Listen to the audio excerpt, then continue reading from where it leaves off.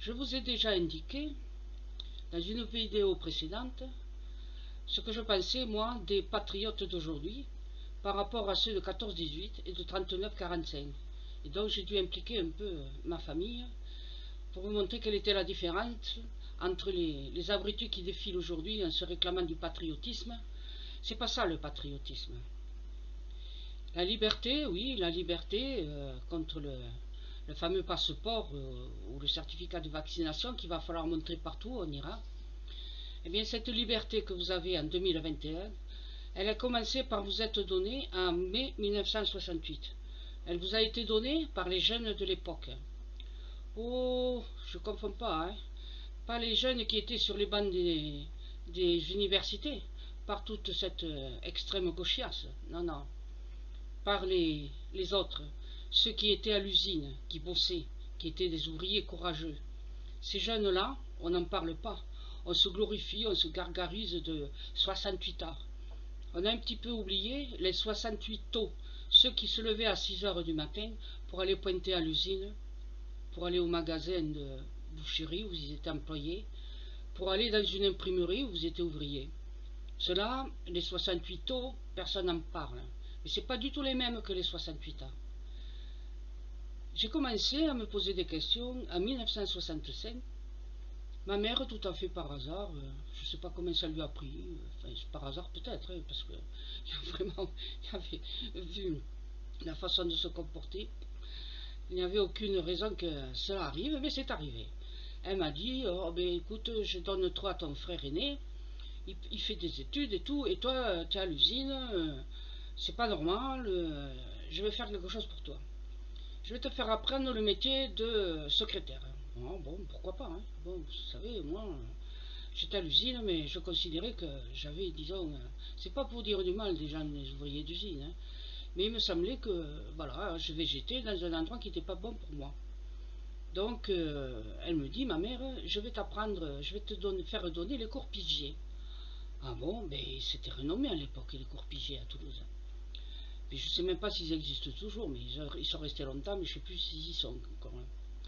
Et voilà, je suis inscrite au cours Pigier, ma mère elle le paye. Il faut dire qu'elle a payé que 5 mois et demi parce que le diplôme était au bout de 2 ans, mais au bout de 5 mois et demi, elle a trouvé que c'était trop cher et elle a plus voulu me payer les cours. Mais quand même, en 5 ans et demi, j'ai appris la sténo. Je devais faire du 130-135 mots minutes. C'était la duployée codifiée. Et j'ai appris la dactylo. Alors là, j'étais la meilleure de la classe. Je faisais, je crois, 50, 48, 50 mots minutes. Et bon, la méthode Pigier, c'est une méthode où on pose ses doigts sur AZERTY, pas la ligne en dessous. Donc c'est la première ligne des lettres, hein, et ça nous obligeait à rester bien droite. Voilà, parce que pour piger, il fallait que la secrétaire elle ait le dos bien droit et les doigts posés sur le clavier. Ça lui donnait un chic, une classe. Voilà. C'était pas du tout celle qu'on vous enseigne, qu'on enseignait par la suite aux jeunes français. Donc voilà, il y avait quelques. Ça se situait derrière les nouvelles galeries à Toulouse, le cours Piget. On n'était pas nombreux, hein, quoi, 80, 100 jeunes, de 15, 16, 17 ans. Et on se retrouvait par petits groupes, surtout les filles, quoi. Je m'étais jamais posé la question, mais là, quand même, je commençais à me poser la question, le jour où, en marchant dans les couloirs, il y a la prof qui nous dit « Ah, les garçons arrivent ». Effectivement, au bout de ce long couloir, on voyait poindre une équipe de garçons qui arrivait dans le sens inverse. Et alors elle nous a dit, tournez la tête, mesdemoiselles, et regardez de l'autre côté, du côté de la baie vitrée, parce que dans le couloir, il y avait plusieurs fenêtres vitrées, et on pouvait regarder ce qui se passait dans la rue du centre-ville. Et donc, on nous a fait tourner la tête, mais pensez donc, oh, ça nous faisait rire à nous, et les garçons aussi d'ailleurs, hein. On s'est croisés en se regardant en coin. D'ailleurs, je ne savais pas qu'il y avait aussi c'était la comptabilité, je crois, une classe de comptabilité. Je ne crois pas qu'ils apprenaient la sténo parce que c'est un truc de fille, hein, ça. Et c'est là que j'ai commencé à me dire, tiens, c'est bizarre, hein, que les filles doivent détourner la tête, et les garçons aussi, qu'il ne fallait pas croiser le regard. Puis, ma foi, ma mère m'ayant payé que les cours pendant 5 mois et demi, je vous l'ai dit, je me suis retrouvé là où il fallait que je sois, puisque ma mère était veuve, avait 5 enfants, il fallait donc payer tout. À l'époque, on ne peut pas dire que les allocations, elles étaient énormes. Ça a bien changé depuis, mais à l'époque, voilà, dans les années, bon, mettons que j'ai repris, je suis resté à Pigier en 66, et j'ai repris à la fin 66, début 67, 1967. Non, non, c'est pas le Moyen-Âge, hein. Non, non, non, il n'y a pas si longtemps que ça. La preuve, je suis là puisque je l'ai vécu, et donc je ne suis pas un dinosaure, hein, c'est pas vrai. Mais bon, voilà. Alors, donc, je reprends à l'usine, la même usine que ma mère, et j'avais donc 17 ans. Le temps passe, voilà, et puis on s'aperçoit qu'en début février 1968, il se passe des choses bizarres à Paris. Il y a les étudiants qui cassent tout, qui hurlent comme des fous, qui attaquent la police. Ouh là là, avec des slogans stupides, CRSSS. C'est complètement stupide ce slogan. Parce que s'ils avaient connu les SS dans la guerre 39-45, je crois qu'ils n'auraient pas rigolé autant, parce que cela, ils les auraient alignés à coups de schlag. Et donc, la police française n'en faisait pas autant. Voilà. Donc, ça a commencé comme ça. Et nous, on avait la télévision depuis 1962. Ouais, on achetait la télé en 1962. Nous étions les premiers là où on habitait. Et les voisins, ils venaient voir la télé chez nous en traînant des chaises derrière eux. Mais bon. Donc, c'est 1968, février.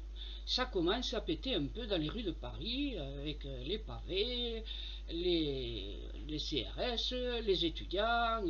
On voyait la bouille un peu con gonflée comme un bébé cadom, comme Bendit le Rouge, comme on l'appelait. Et puis voilà, nous on regardait ça. Ma mère, oh là là, mais qu'est-ce que c'est, mais ça va pas, mais ils s'en foutent, mais ils cassent tout, mais bon. Et moi je disais, tiens, ils sont bizarres ces jeunes-là, qu'est-ce qu'ils veulent? Et puis on nous faisait quelquefois des émissions où c'était les jeunes ouvriers d'un côté et les étudiants de l'autre. Hein. Je peux vous dire hein, que les ouvriers d'un côté et les étudiants de l'autre, ils n'avaient pas du tout, mais alors pas du tout la même ligne de compréhension de la vie. Parce que les étudiants, ils usaient leur fond de jean sur les bancs du lycée, ils étaient soi-disant intellectuels, mais je me demande combien il y en a qui ont continué à réussir. Il y en a eu quelques-uns, puisqu'ils sont tous dans les radios, les médias, ils ont complètement squeezé toute la liberté d'expression française. On entend parler que la gauche et l'extrême gauche. Et voilà, il n'y a qu'une seule source d'explication de politique de nos jours. Et donc, voilà. Il y avait de ces disputes mémorables entre les jeunes ouvriers et les étudiants. Ils ne se comprenaient pas du tout, du tout, du tout. Je vais arrêter là, c'est la première vidéo sur mai 68, tel que je l'ai vu, que je l'ai subi quelque part, et tel que cela s'est passé, j'avais 18 ans.